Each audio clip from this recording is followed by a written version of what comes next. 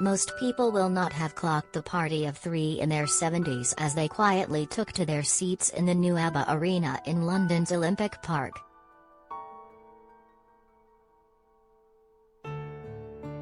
After all, they were right at the back, the lights were down, and all the attention was on the stage.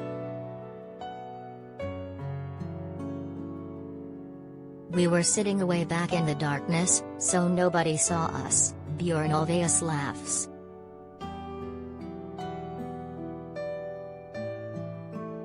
Benny was there and Frida. We just looked at ourselves and thought, what the hell is this?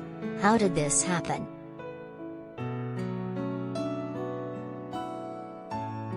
Monday night's clandestine mission was the first time Bjorn, 77, Annie Fried-Lingstad, 76, and Benny Andersson, 75, had seen the reaction from fans to their digitally created younger avatars, or avatars.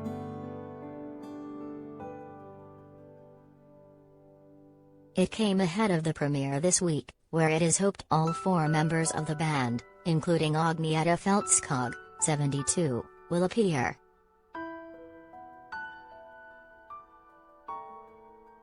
It was unbelievable, Bjorn says.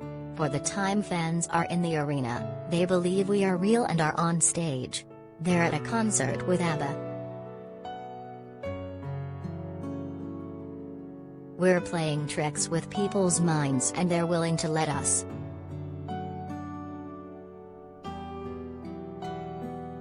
He admits he got emotional seeing his younger self, created with the help of George Lucas's visual effects company.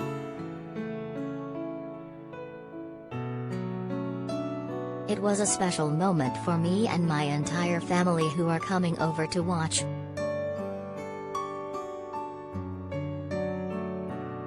Many are too young to have seen me on stage.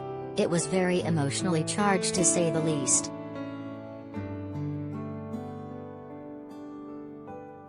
Last year the band shocked the world by releasing their Voyage album, which topped the charts in 17 countries.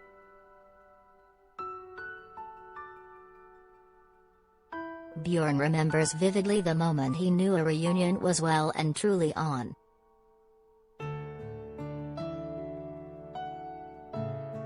He describes being in a Swedish recording studio with Agnieszka and Annie Fried, who, up until then, had not sung his songs for more than 40 years.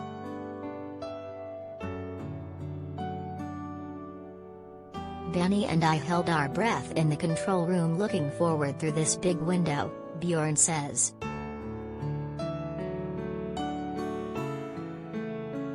They were stood opposite each other, with their lyrics on a music stand. Here we were, the moment of truth.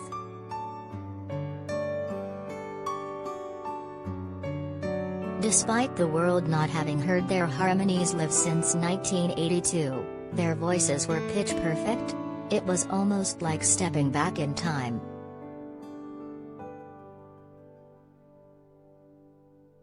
They took their first notes and musically it sounded as ABBA as ever, he says. Up until that moment, we had no idea as to whether to carry on or give up. Given their history, it is no surprise the reunion meant so much. As two married couples, Agnieszka to Bjorn, and Annie Fried to Benny, their upbeat harmonies and chord progressions hid turmoil behind the scenes as both marriages faltered.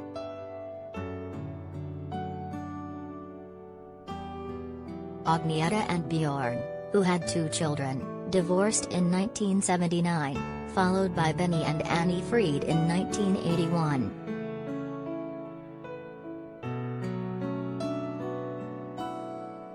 The band split in 1982, with their last public performance coming 3 years later on a Swedish version of This Is Your Life, which honored their manager Stig Andersson.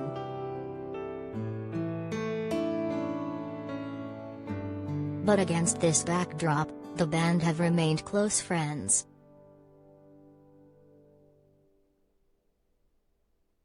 Agnieszka and I have met almost every Christmas and other birthdays. Frida comes to Stockholm a lot and we meet. We're always in touch via email or text message. The group performed together for the first time in decades in 2016 at a private event which marked the 50th anniversary of the first meeting between songwriters Bjorn and Benny.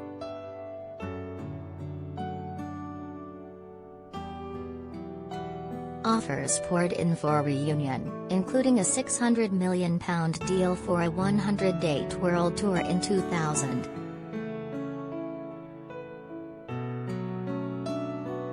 Most of the offers didn't even reach us. Such as some sheik in the Gulf, he laughs. We had short brief conversations about some offers, but touring again would have been something that we would have looked on at in horror. So we said no very quickly.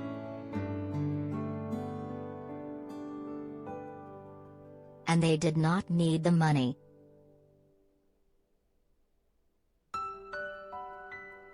After the split, the band became an even bigger commercial entity.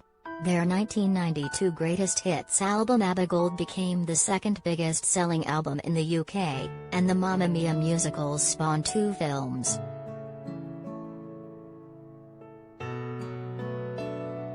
The fact they remain relevant delights Bjorn.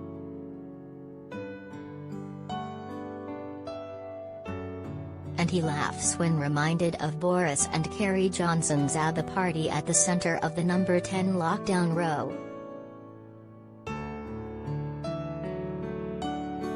It's great they're ABBA fans, it's great anyone is playing ABBA, but domestic politics is something I won't meddle in, he laughs. Asked if Boris had met his Waterloo, Bjorn lets out a chuckle and declares, no comment. Skipping past politics, he says he has a love affair with the UK, ever since their Eurovision win in Brighton in 1974.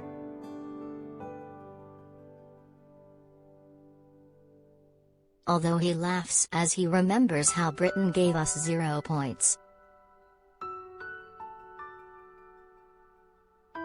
Away from work, Bjorn loves to fuss over his grandchildren.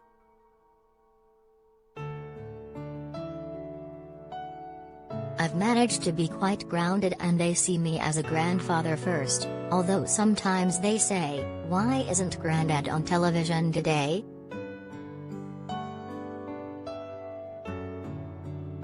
I am sure they have seen some of the embarrassing outfits and sometimes they comment, but I don't mind.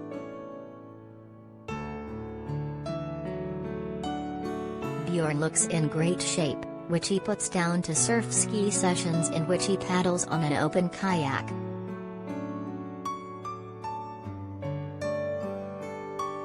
They are very fast and wobbly, he laughs. I have a summer house in the outer Stockholm archipelago. It's the most wonderful thing a human being can do. I just love it. For tickets go to abbavoyage.com. Opens Friday.